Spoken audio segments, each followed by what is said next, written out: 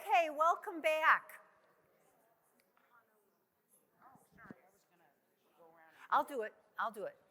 So what I want to ask you is, overall, everyone I think raised their hand. They're using some combination of synchronous, asynchronous, live.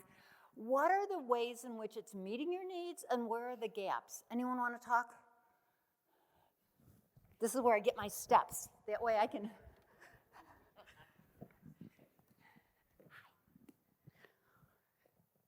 Well, we have a wide variety of staff and culture, so educational levels.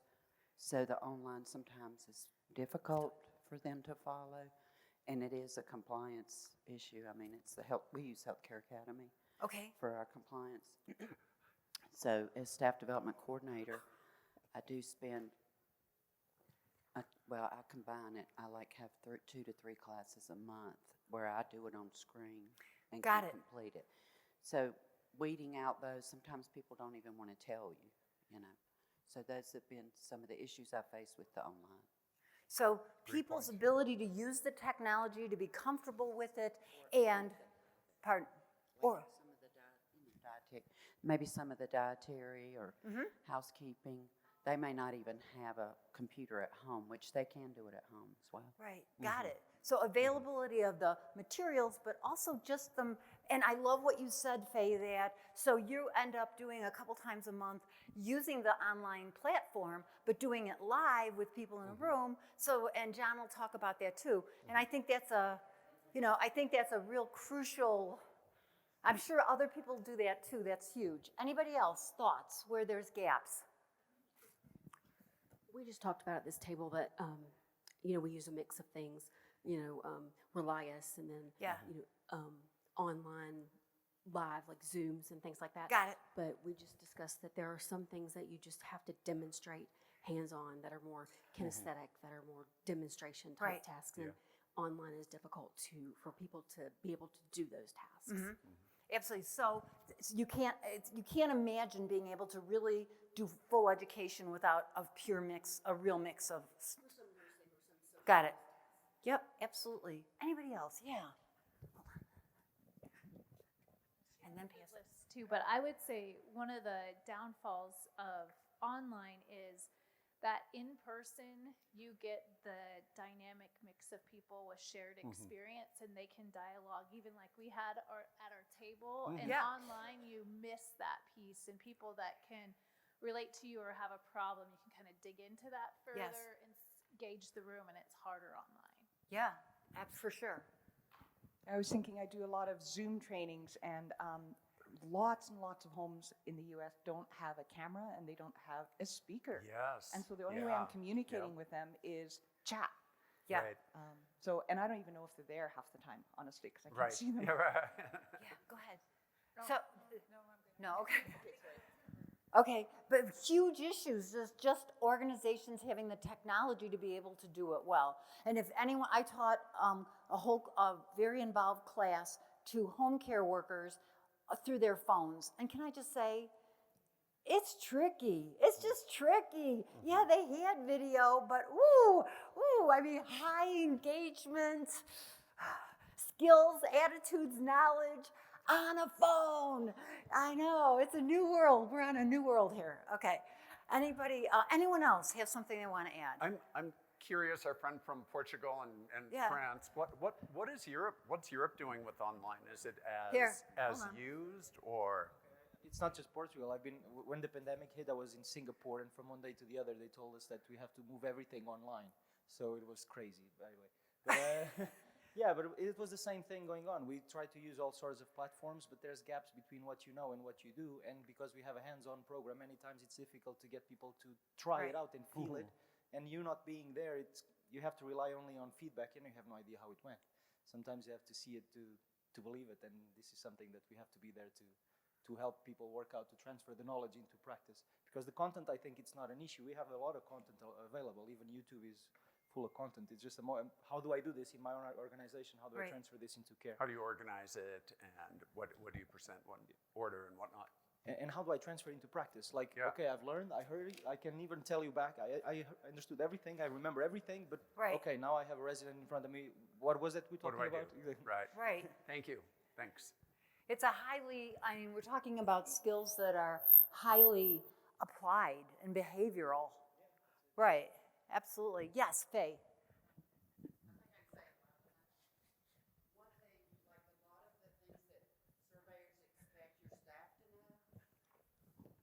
Is inclusive, but it's a generalization. So the policies, I find myself going back to specific facility for mine because they're all different. Where's this? Where's that?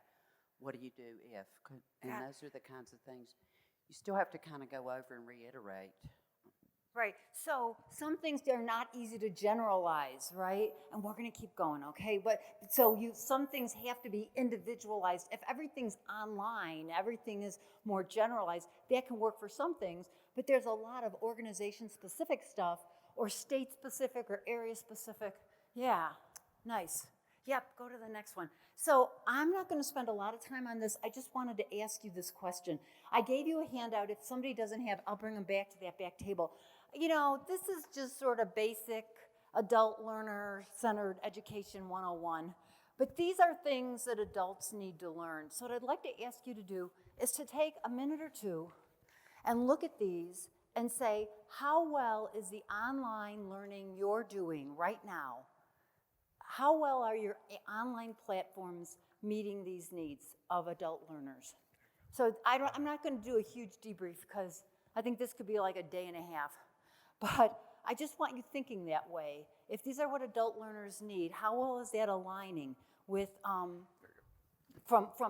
the way in which you're able to deliver education? Okay? Just take a minute. You have plenty. I don't need two mics. Thanks, Mojan. And feel free to talk to the person next to you if you want, but I'm going to give you a couple minutes, just a couple minutes. Nice group.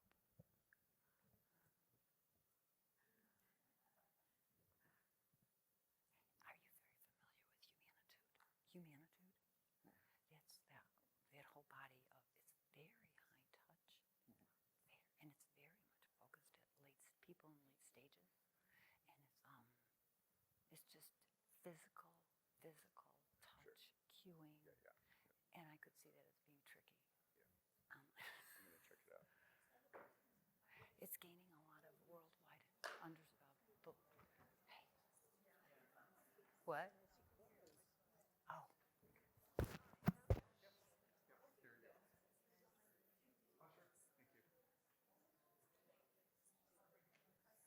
Okay, I want to just ask, anybody, any of these principles particularly stand out for you that you say, this is a challenge? Or it does it particularly well, how we're approaching it? Hello, friend. Hello. Our table rated our online training as a D-. Okay.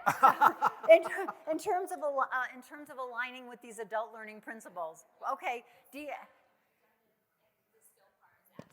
So static, redundant, and the skill part is really a big deficit. When we think about knowledge, skills, and attitudes, right? It's like, the skills and attitude stuff, and as you said, the knowledge stuff, we can put that across, darn it, with a little bit of pizzazz. But the skills and attitude stuff. Anybody else? Go ahead, for Jennifer. I just think the environment too is always an issue. Talk about that. I've walked into a few of our communities, and you go into the break room, and there's somebody sitting at a, maybe slightly clean table that, with the laptop open, Right.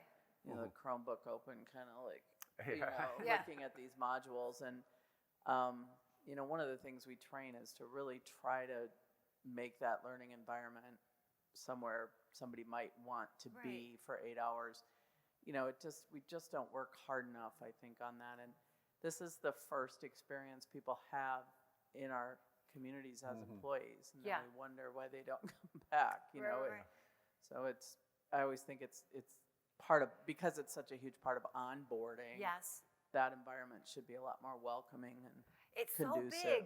I just think, just for myself, I spend so much energy when I'm teaching with an organization on welcoming people and getting to know. I do all these tricks to get to know everyone's name because I'm not good with names. And all of the welcoming back and all that is lost in that dirty break room with the crumbs. Yeah. Yeah. And how important is that aspect of it all? Yeah. Amanda. One of the challenges we have too is that safe and supportive and encouraging dialogue. When it's online, like in a Zoom situation, everybody's afraid to speak up and step over somebody else. So you get no interaction or very little. Got it. Or one person dominates. And when you're live in a room, you can kind of manage and monitor that. Yeah. And it's really hard to do online. Yeah. No, you're right. A lot of us have learned a lot of skills on how to manage the group, and online it's a new ball game. Anybody? So sorry.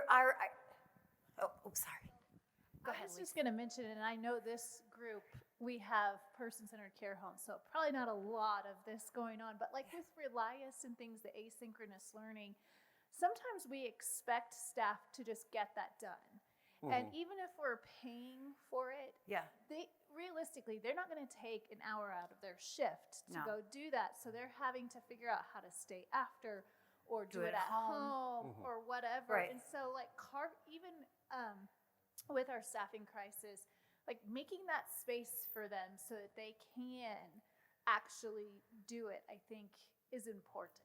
So it's such a message from you as the organization that we value this. It's sort of like putting the education before task. So, right? Putting instead of the person before task, putting the education and the learning process before task. Nice. Well, thank you so much for being willing to share about that. I'm going to turn this over to John. And he's going to be sort of demonstrating some of CARES and talking about how does that integrate into the adult learning centered process. Thanks, Anna. Sure. So asynchronous, as Anna mentioned, there's a lot of examples, HealthStream, Relias, CARES, which we've developed, and others that people have mentioned. And there are some pros. I think there are some pros. There's standardized. One nice thing, if you have multiple facilities, it's standardized training. You can walk from facility to facility, reference certain learning concepts, and people will be right there along with you in terms of what's being learned. Often it's a very affordable alternative to having an in-person trainer or developing your own online training. I think if you're a larger chain, you can develop maybe your own online training. If you're a smaller individual location, that would be cost prohibitive to do in a quality way. The cons are that staff, as we've heard, often feel that the programs are just absolutely boring to tears, falling asleep at the computer. And there's really no opportunity for discussion or follow-up with staff members, as we've mentioned here. So a lot of these points came out. But I think I think online learning gets a bad rap, but there are the pros as well. These are just some ideas if you are using online or online in conjunction with other modalities, maybe some ideas for maximizing the use of online training. So number one, if you are lucky enough to have an in-person trainer, use your online for the basics. I mean, don't out of a commitment to doing only online training, cover all of the basics with your valuable time. Get people through the basics in an online format and then bring them together in your in-person format and really discuss or really apply it to your the people you're caring for, your particular organization. Consider using online training as the curriculum. We've heard that as well. Display the online up on the screen, and then actually you're talking through it and you're applying it right there in person, even if you are using it for the basics. At a minimum, schedule a follow-up Q&A session. I'm in the online training field, and for everyone that we work with, I always say, if you are able, don't just have people go through, get the, check, we're done. Yep, even when people get it done, check, good, my job is done.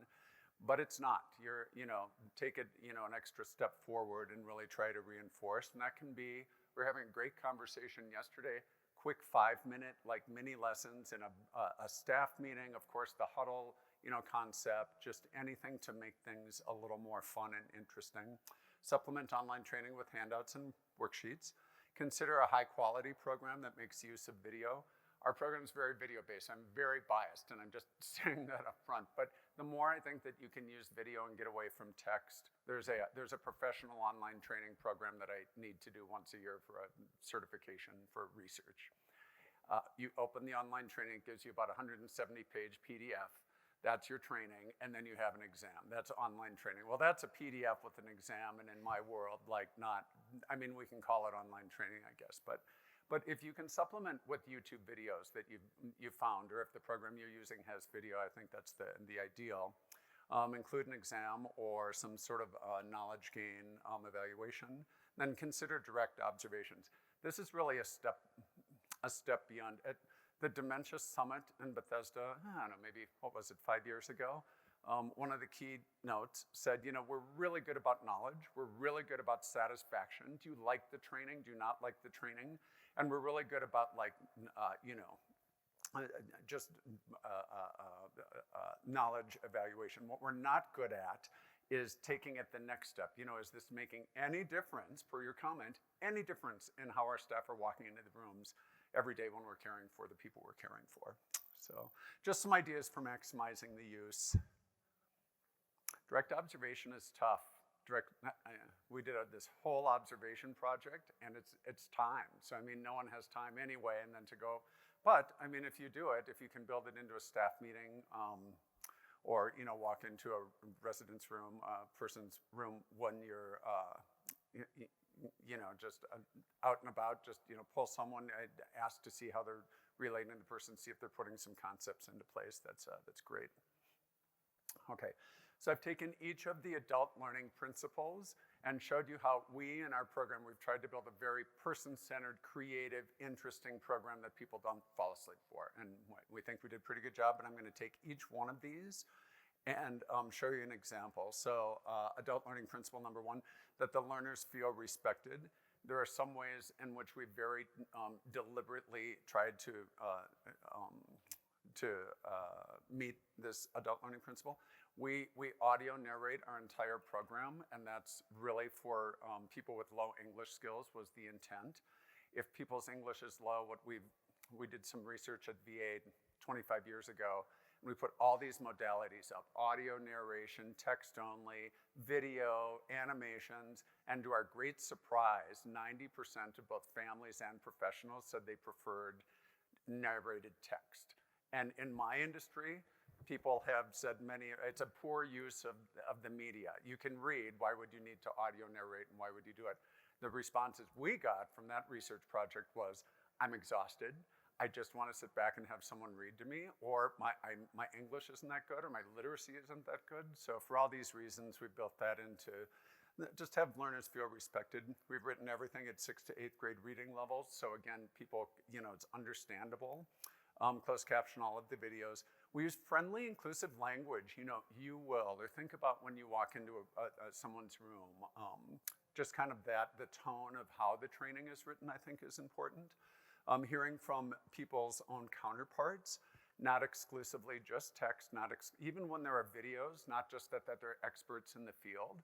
Like if we're training CNAs, or nursing assistants or care partners, let's hear from them and let's see how you know, what they have to say about the particular topic. And then opportunities for success, such as knowledge check, relevant feedback, and whatnot. Okay, I have an example from the program for each one of these, but the computer's not up here, it's over here. So I'm gonna walk up here, flip over, and hope everything works. We were doing some testing before. Whoops. I need my guide sheet. So what do you guys think? I mean, you know, do those, oh, thank you. Are people using, how are you maximizing? Are you maximizing online training? Are on that list of things that were up there, is anyone doing any of them? Any follow-up? Any, yep, yes? Yep. Just raise of hands.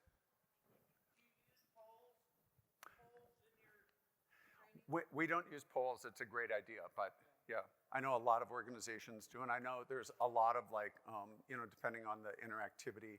opportunities for people. We're just talking here about being able to interact with other users no matter where they are, to pick a topic and kind of have a side discussion. That's great. One of the problems with that is, in our, we're trying to develop a 4-hour training program. Each hour is, trying to meet a 1 hour, let's say, continuing ed requirement. And if you allow people to go off and dialogue, you're paying for 4 hours, but the person might end up spending 6.5 hours because they're off, dialoguing. It's more interactive. The other thing that I've experienced with the chat feature in educational programs is you really, people will give their opinion, but you're not really sure if it's fact or not. Or, so depending on oh, that didn't work for us, that's a horrible idea. Well then, is that impacting the quality of the learning that's happening? So. And I think polls actually lend themselves more to synchronous learning, I think. But we'll talk more about that later. Whoops. Did, one moment, please. Google must have gotten shut down here.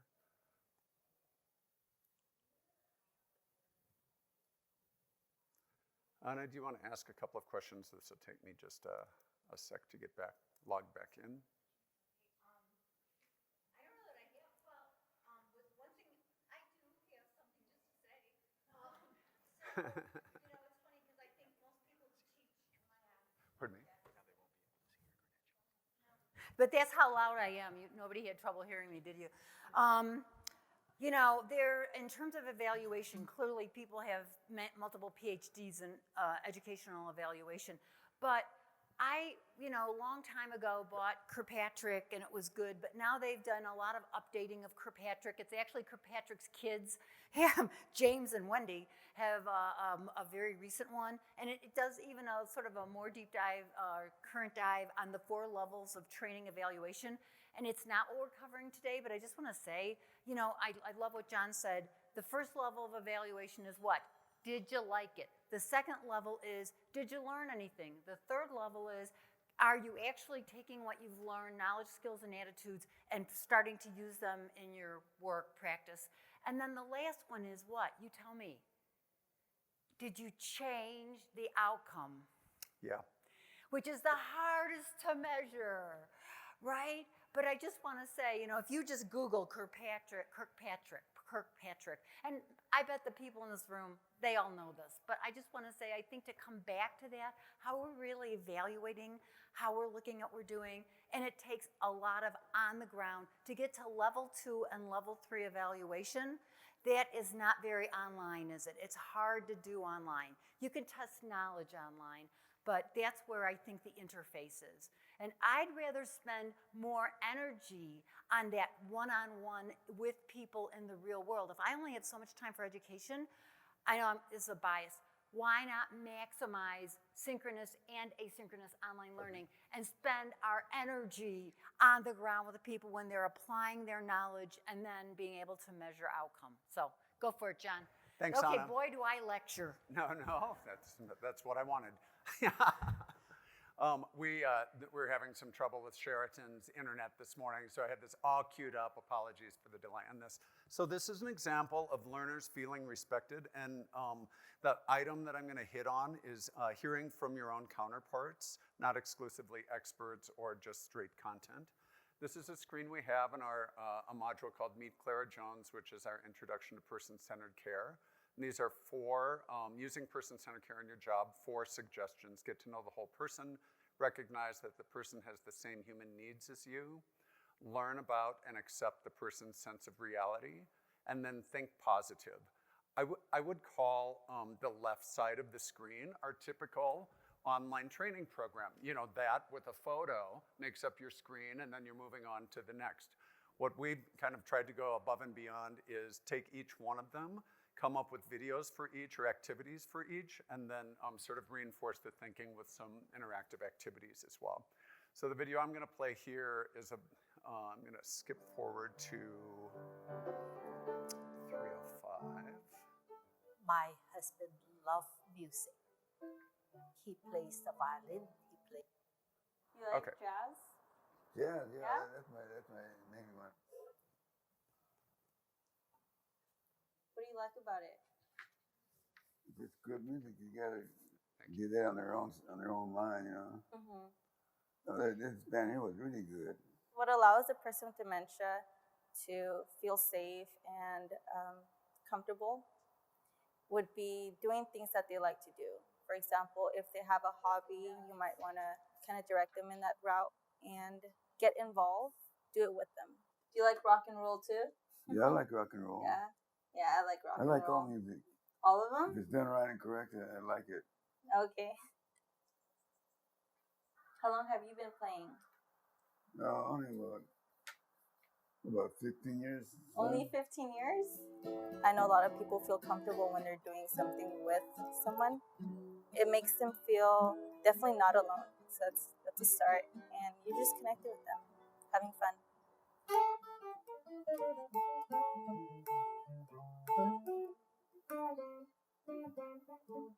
You almost got it, Dan. Oh, good. You're jamming. It's just that's one small. I just love the video. I just love that it's a health aide that is a care partner that's actually doing the teaching and telling us about how to connect with the person. I love when she says, "Oh, I like rock and roll too." Building those connections that we have. If we get to know the person, that we all know this stuff, but your staff doesn't. If we get to know the person, we're going to find commonalities. There's another great video that I don't have time to show today, but another care partner is talking to this guy, and he just goes on about how he misses fishing, and she's like, it's kind of funny because I like fishing too. I just think it's really, just hearing it is just a very respectful way. Let's see, let's click forward to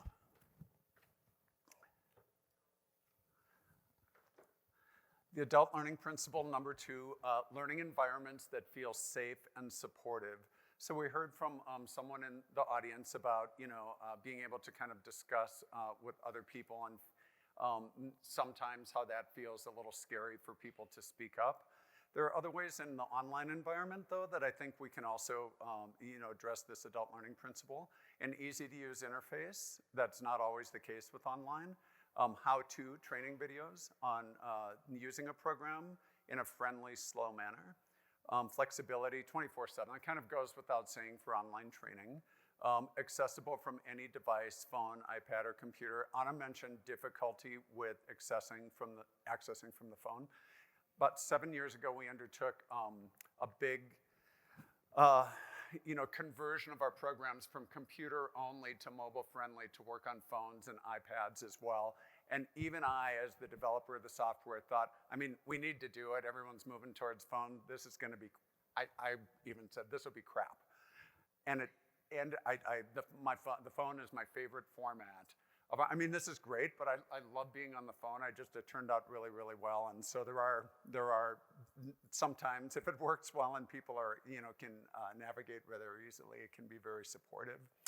And then live support, phone chat, email, or just within your organization. Who does someone talk to if they're having trouble so that they don't feel, just scared, I think is a good word, or frustrated. Okay, so I have an example of this as well. This is, this is not Relias. This is, which I know a lot of you guys use. This is a different format. It's a different way of accessing. And so one of the ways that we came up with to be very supportive of the learners is this how to use this program video. It's only 2 minutes, and I'll play a little bit of it. I won't play the whole thing. Using the CARES Dementia Basics online training program is easy. This is the main menu. Select any module or topic from the main menu. Clicking a topic is useful if you are returning to a module for review purposes. Click the forward or backward arrow at the bottom of the screen to move from screen to screen. Hint: you may also use the arrow keys on your keyboard. Most screens include instructions at the bottom in bold text explaining what to do next. Hover over the screen numbers to see the title and first few words of that screen. Click the number to go to that screen. If you are viewing the program from a mobile device, simply tap the screen numbers and select a screen. On certain screens and pop-ups, a scroll bar will appear. Scroll down to make sure you see all the content. If you are viewing the program from your laptop or desktop computer, the CARES Dementia Basics program is narrated. Turn off audio narration at any time by hovering over the speaker icon on the bottom of the screen. Click Stop Reading to Me or Read to Me. To adjust the So you guys get the general idea. Just a comment about the audio. I said that 90% in our research, preferred the narrated audio. Ooh-wee, the last 10% does not. I can read much faster than she's speaking, and how do I turn her off? So there's definitely, flexibility in online training is important as well. Let me click over here to the next adult learning principle. Content is relevant to learners' needs. For us, CARES focuses entirely on the learner. We really tried, when we designed the programs, we tried to put the learners front and center. Content developers and instructional designers tried to put themselves in the shoes of the learner. If we were learners, what would we like? How would it be interesting to us? Content. Someone mentioned this. I'm sorry, I don't remember your name. Oh, Joie. That's right. Yeah, Joie.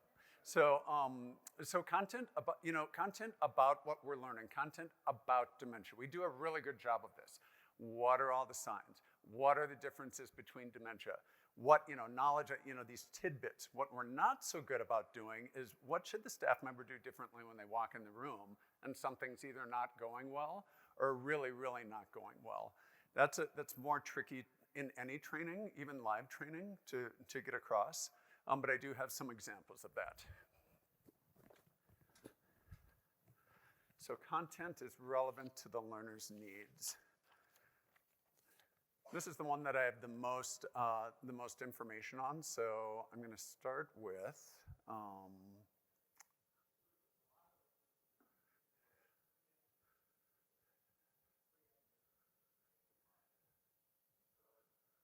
Let's see, 3 and 4. Okay. Is the audio on in this, or did I? It's on there? Okay, yep. So this is a screen on how to get to know the person that you're caring for. And, we can say it's important, okay. It's important to get to know the person that we're caring for. Get to know their likes and dislikes. I mean, this is what Pioneer Network embraces. Get to know the whole person. We wanted to make it a little more fun and interesting, so we are featuring a resident, a person we're caring for, named Clara Jones, and we're getting to know her through a scrapbook activity. Let's see. Now are you sure that the audio's on?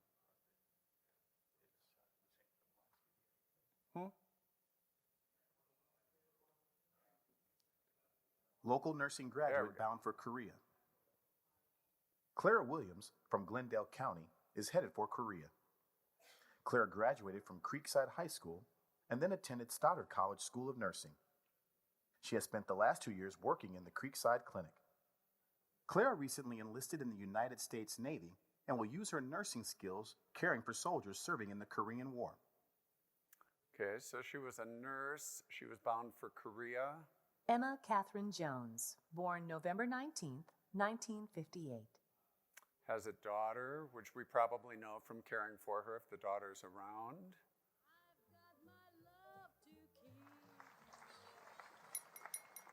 Excuse me. I'd like to propose a toast to Clara, my beautiful wife of 50 years. My favorite. And the first place prize for the Glendale County Fair Pie Baking Contest goes to Mrs. Clara Jones. Always makes me chuckle. So now I'm going to go forward. How am I doing on time, Anna? Using the CARES approach with Clara. We can't, okay. Okay, yep. So we're down to 5 minutes. Oh, I will be done in 5. Thank you very much. So for our, kind of the question of how can staff, what can we do differently? This program introduces a 5-step method that we developed with the Alzheimer's Association. It's called the CARES approach. So CARES is the name of the program, but it's also this 5-step: connect with the person, assess behavior, respond appropriately, evaluate what works, and share with other members of the team. We do this. I'm going to skip over to module 4 to just show you some other. Connecting during each step of the CARES approach. We go through, how you can connect with each person, or through each step with the person you're caring for. We actually teach each step. Kara, today we're going to talk a little bit about the CARES approach, which is a way for staff to interact with residents in a positive way, and hopefully that's respectful for them, and that you're able to get accomplished what you need to accomplish. So the first step of CARES is C, connect with the resident. And call them by name or a favorite nickname. Good morning. Ruth is on a toileting schedule. You get more of a eye-to-eye contact, and I touched, and so I knew that I had her with me, and that she really does. helped. Yep, that's a good thing for Ruth. Is if you. So to the point about, how online isn't very good at actually like demonstrating care, what you should do differently, we've kind of tried to push the envelope here with video a little bit by introducing each of the steps, having an occupational therapist who's an expert in CARES teach it to an aide who's never heard of it before, actually put it into practice with someone that she's caring for, and then debrief with her afterwards. It's not as good, I will say, as walking in the room and doing this yourself. However, if you're trying to train thousands of people or even hundreds of people, it's not too bad. So we go through each one of these. Okay.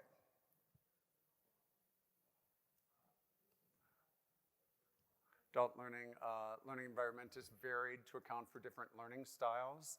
The example that I would like to show you on this one is module 1, screen 6. Just an animation we put together. This really gets at people's routines and after Jean retired, how things change in long-term she usually got up every morning at 9 o'clock. She always liked to take a bath in the morning, never a shower. She enjoyed a light breakfast. And then read the newspaper in her favorite chair. A few years later, Jean was diagnosed with Alzheimer's disease. She moved into assisted living, where the aide now wakes her up at 6 o'clock each morning.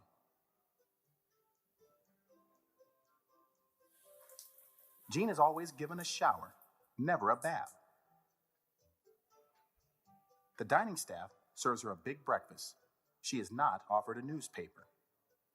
So, I mean, this really gets at, trying to have staff be aware that who the person was in their life before they entered the facility is probably very, very different from what it currently is where they're living. If they're lucky enough to have a staff that really understands them and understands their preferences and can actually put that into place for them, that's great. Very, very often, just because of staffing and shortages and really not knowing the people we're caring for, that's not possible. Okay, and I have 2 minutes left. I'm going to show one more. Okay, so adult learning principle 5, lessons address the 3 learning domains, and knowledge, attitudes, and skills. Knowledge is easy. I mean, knowledge in any training program, online or not, is easy to accomplish. Attitudes, we can impact attitudes. Skills, that's tough. But I'm going to show you one particular activity in here that I really like. This will be my last one, then I'll turn it back over to you, Anna. So, 4.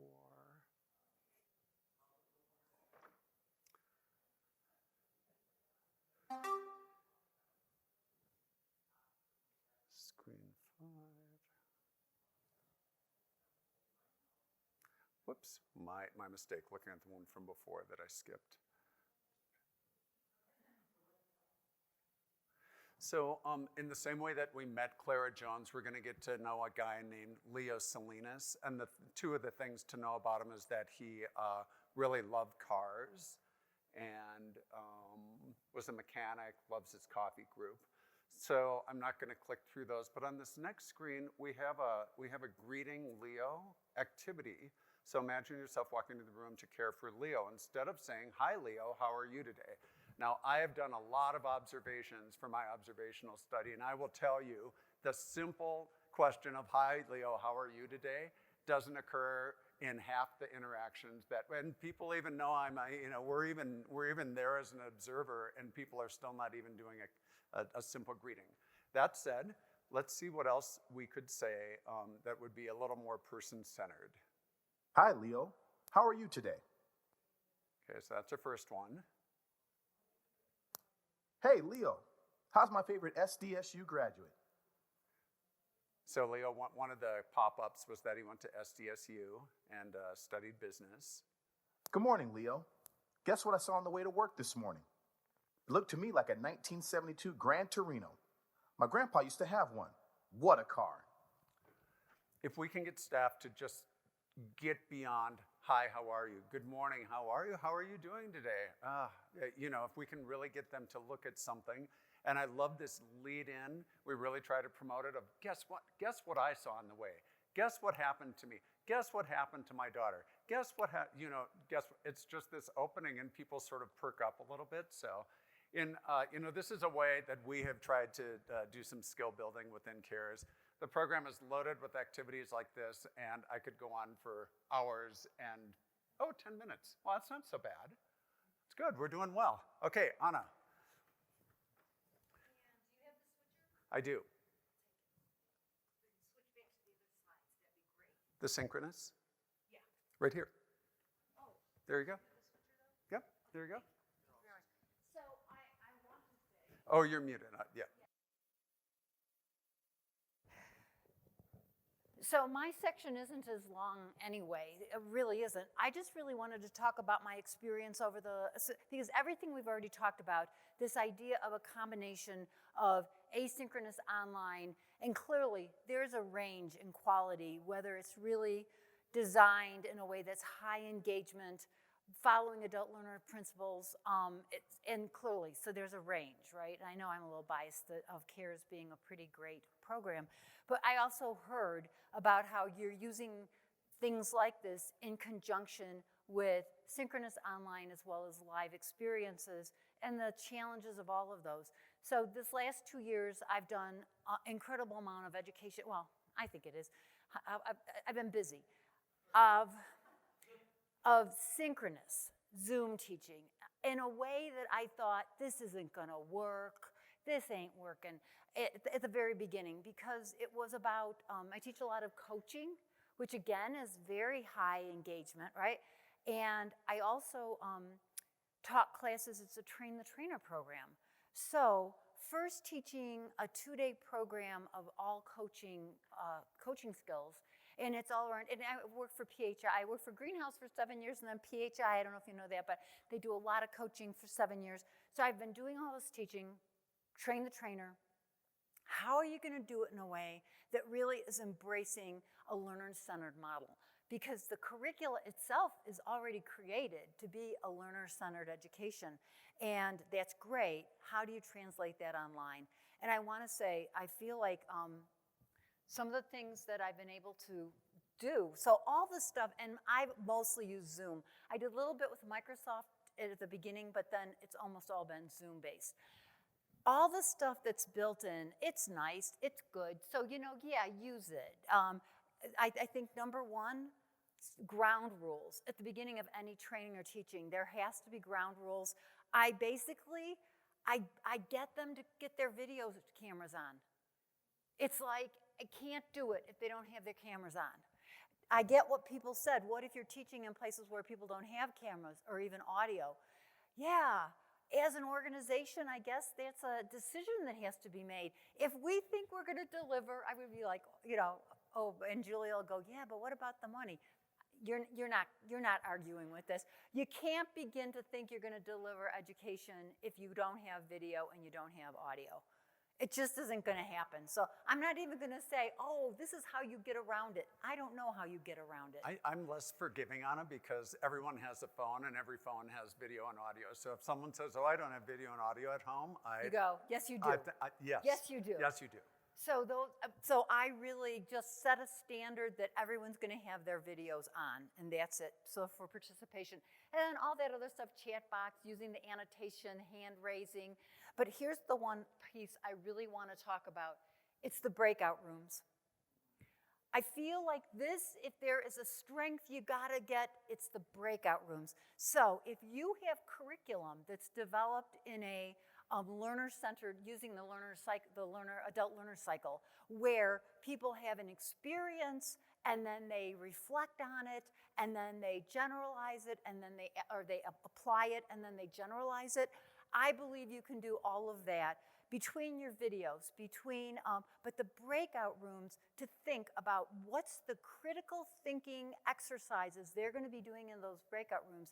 They can then bring back and you can do deep dive debrief. And I think that even if you're using, so there's CARES, there's asynchronous, that's great. Then how do you back that up and have pre-planned synchronous Zoom to do that debriefing, to have if you can't do it in person in a room. So I want to say, as I've taught online, train the trainer, I thought, what's going to happen when they have to do the return demonstration? How are we going to do this? Oh my, so good. I mean, people just, and the great thing about it was they were learning this content that they could teach live, but they were getting practice of teaching, doing return demonstration teaching on Zoom, so that they were building their skills around the platform as well as if they were going to teach it live. I want to say that you want to hear people thinking, and people say, are people really going, are people really going to participate? Are they going to really share their ideas? So I'm going to show 2 minutes of a debrief about what people are going to take away and learn. Dustin, would you play that for me? So this is from a Zoom class I taught last year. And then when after you speak, then audio. Call on someone else to answer, okay? So the question is, one thing you learned today or that we talked about today you feel might be useful in your practice. But I'll ask you, who'd like to go first? Okay, go for it, Maria. Okay, so I really like the way, the 4 rules, like how they were presented, and I think it really makes you complete the whole, how to address the problem. What were the 4 rules for presenting the problem? Be direct with the behavior. So I really, really did like that, and I liked again at the end how you express belief that they can do a good job, which is always what I think kind of it lets them know that you do want them or believe that they can do a good job. Beautiful. I really did it. Maria, who do you want to pick? Who wanted to go next? Joni? Oh. You know what, Joni, you're on mute. Oh, sorry. Because somebody's always on mute. I thought I was okay with my open-ended questions.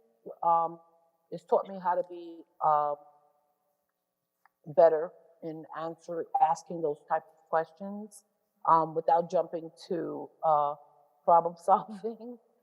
So it has taught me to focus more on the open-ended questions and how to get to that first prior to problem solving.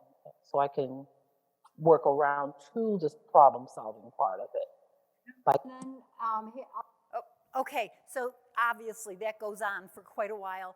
And I only wanted to show it, not because I think it's such a, amazing thing, but giving people a very high engagement where they're constantly being asked through the entire learning process to synthesize information, to give feedback, to feel very valued. Now, something you saw in that, frankly, I really think ideally to do high engagement synchronous education, we're talking about 8 to 10 people. Nobody wants to hear that. 8 to 10 max, right? 8 to 10 max. Yeah. Because otherwise, there's no way you can get the kind of engagement and debriefing and processing And so that's where asynchronous is, you just endless. Everyone's engaging in their own way. So those are just a couple of facts. I really think the benefits of using Zoom is, what if the pandemic gets raging again, although it sort of is. But I guess the point is, this could stop your education program from being derailed.